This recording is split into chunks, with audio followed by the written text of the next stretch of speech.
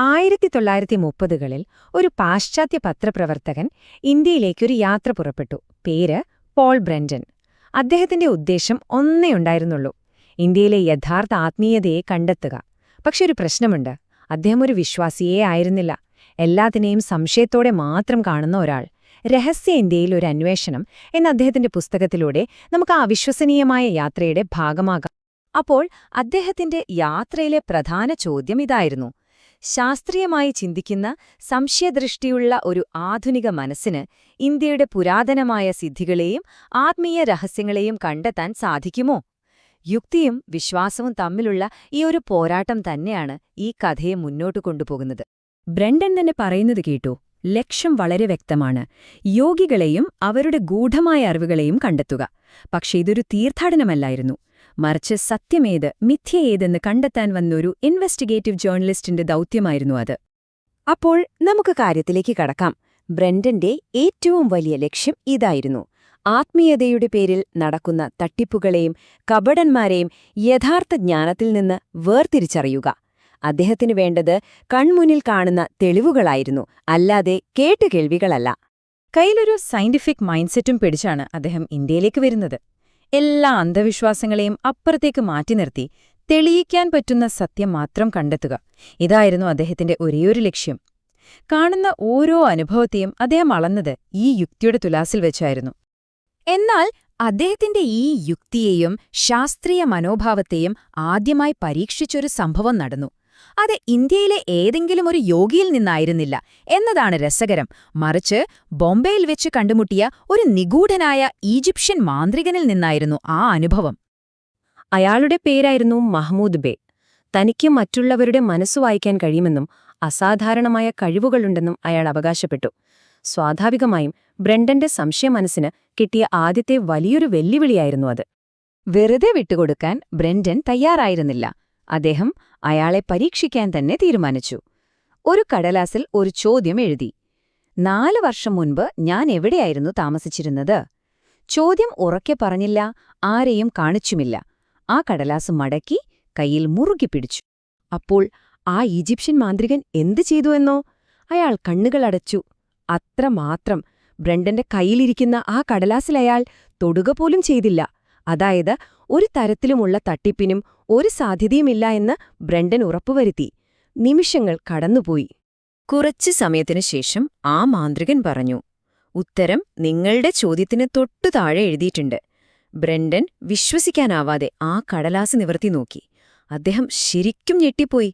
താൻ എഴുതിയ ചോദ്യത്തിന് തൊട്ടു താഴെ അതും ശരിയായ ഉത്തരം മറ്റൊരാളുടെ കൈയക്ഷരത്തിൽ എഴുതിയിരിക്കുന്നു. ഇതോടെ ബ്രണ്ടന്റെ സകല നിയന്ത്രണവും പോയി. അദ്ദേഹം തന്റെ ഡയറിയിൽ ഇങ്ങനെ കുറിച്ചു: ഈ വസ്തുതകളെ എനിക്ക് നിഷേധിക്കാനാവില്ല. അയാൾ എന്റെ മനസ്സ് വായിച്ചിരിക്കുന്നു. ആ ഒരൊറ്റ സംഭവം യാഥാർത്ഥ്യത്തെക്കുറിച്ചുള്ള അദ്ദേഹത്തിന്റെ എല്ലാ ധാരണകളെയും ഒരു നിമിഷം കൊണ്ട് തകിടം മറിച്ചു. ഈയൊരു സംഭവത്തിനു ശേഷം ബ്രണ്ടന്റെ അന്വേഷണം വേറൊരു തലത്തിലേക്ക് കടന്നു. അദ്ദേഹം ബ്രഹ്മ എന്നൊരു യോഗിയെ കണ്ടുമുട്ടി. ബ്രഹ്മയെ സംബന്ധിച്ചിടത്തോളം ഈ കഴിവുകളൊന്നും ഒരു മാന്ത്രിക വിദ്യയല്ല, മറിച്ച് അതൊരു ശാസ്ത്രമായിരുന്നു. യോഗയുടെ മറഞ്ഞിരിക്കുന്ന ശാസ്ത്രം. ഇദ്ദേഹമാണ് ബ്രഹ്മ. അടയാർ നദിക്കരയിൽ ജീവിച്ചിരുന്ന ഒരു സന്യാസി. അദ്ദേഹം പരിശീലിച്ചിരുന്നത് യോഗ ഓഫ് ബോഡി കൺട്രോൾ ആയിരുന്നു. പേര് സൂചിപ്പിക്കുന്നത് പോലെ തന്നെ ശരീരത്തെ പൂർണ്ണമായി നിയന്ത്രിക്കാനുള്ള യോഗ. ഇതൊരു മാന്ത്രികവിദ്യ ആയിരുന്നില്ല, മറിച്ച് കണിശമായ അച്ചടക്കത്തോടെയുള്ള ഒരു പരിശീലനമായിരുന്നു. ബ്രഹ്മയുടെ ഫിലോസഫി വളരെ ലളിതമായിരുന്നു. നമ്മുടെ ശരീരവും ശ്വാസവുമില്ലേ, അവ ഷാഠ്യക്കാരായ കോവർ കഴുതകളെ പോലെയാണത്രേ. അതുകൊണ്ട് ആത്മീയമായ ഉയരങ്ങളിലേക്ക് പോകുന്നതിനു മുൻപ് ആദ്യം ഇവയെ പൂർണ്ണമായും നിയന്ത്രിക്കാൻ പഠിക്കണം. ശാരീരികമായ നിയന്ത്രണമാണ് ഏറ്റവും വലിയ അടിത്തറ. അപ്പോ ഇതെങ്ങനെയാണ് ചെയ്യുക? അതിനായി 4 വഴികളാണ് ബ്രഹ്മ പഠിപ്പിച്ചത്. ഒന്നാമത്, പൂർണ്ണമായ നിശ്ചലതയിൽ ഇരിക്കാൻ പഠിക്കുക. 2, മൃഗങ്ങള് സ്വാഭാവികമായി ശരീരം ചലിപ്പിക്കുന്നതുപോലെ ലളിതമായ ചലനങ്ങള് പരിശീലിക്കുക. 3, ശ്വാസമെടുക്കുന്ന രീതിയിലൂടെ ശരീരം ശുദ്ധീകരിക്കുക. അവസാനം, ശ്വാസത്തെ പൂർണ്ണമായും നിയന്ത്രിക്കാൻ പഠിക്കുക. ഇവിടെയാണ് നമ്മളൊരു പ്രധാനപ്പെട്ട വ്യത്യാസം കാണുന്നത്. പാശ്ചാത്യ രാജ്യങ്ങളിൽ ആളുകൾ വ്യായാമം ചെയ്യുന്നത് ചലനത്തിലൂടെ ശക്തി നേടാനാണ്. എന്നാൽ യോഗയിലോ ആസനങ്ങളിലൂടെ നിശ്ചലമായിരുന്ന് ആന്തരിക ശക്തിയെ ഉണർത്താനാണ് ശ്രമിക്കുന്നത്. ഒന്ന് ചലനമാണെങ്കിൽ മറ്റേത് നിശ്ചലതയാണ്. ഇതൊന്നും വെറും തിയറിയായിരുന്നില്ല കേട്ടോ. ബ്രെൻഡന്റെ കൺമുന്നിൽ വെച്ച് ബ്രഹ്മ അത് കാണിച്ചുകൊടുത്തു. 4 മിനിറ്റ് ശ്വാസം പൂർണ്ണമായും നിർത്തിവെച്ചു. അതിലും ഞെട്ടിക്കുന്ന കാര്യം എന്താണെന്ന് വെച്ചാൽ ബ്രെൻഡൻ പരിശോധിച്ചപ്പോ അദ്ദേഹത്തിന്റെ നാഡിമിടിപ്പ് പോലും കണ്ടെത്താനായില്ല. ഇങ്ങനെയുള്ള അത്ഭുതങ്ങളെല്ലാം കണ്ടെങ്കിലും ബ്രെൻഡന്റെ യാത്രയുടെ യഥാർത്ഥ ലക്ഷ്യം ഇതൊന്നുമായിരുന്നില്ല. അദ്ദേഹം കേട്ടറിഞ്ഞ് എല്ലാവരും ബഹുമാനിക്കുന്ന ഒരു മഹർഷിയെ കാണാനായിരുന്നു അദ്ദേഹം ഇന്ത്യയിലേക്ക് വന്നത്. ആ മഹാജ്ഞാനിയെ തേടിയുള്ള യാത്രയുടെ അവസാന ഘട്ടത്തിലേക്ക് അദ്ദേഹം കടക്കുകയായിരുന്നു. അങ്ങനെ ഒരുപാട് അന്വേഷണങ്ങൾക്ക് ശേഷം അദ്ദേഹം അവിടെ എത്തി. അരുണാചലയിലെ മഹാക്ഷേത്രത്തിൽ എല്ലാവരും മഹർഷി എന്ന് വിളിക്കുന്ന ആ മഹാജ്ഞാനിയുടെ വാസസ്ഥലം. ബ്രെൻഡന്റെ യാത്ര അതിന്റെ ഏറ്റവും നിർണായകമായ ഘട്ടത്തിലേക്ക് പ്രവേശിക്കുകയായിരുന്നു. ആ ഹാളിനകത്തെ അന്തരീക്ഷം അത് പറഞ്ഞറിയിക്കാൻ പറ്റാത്തതായിരുന്നു.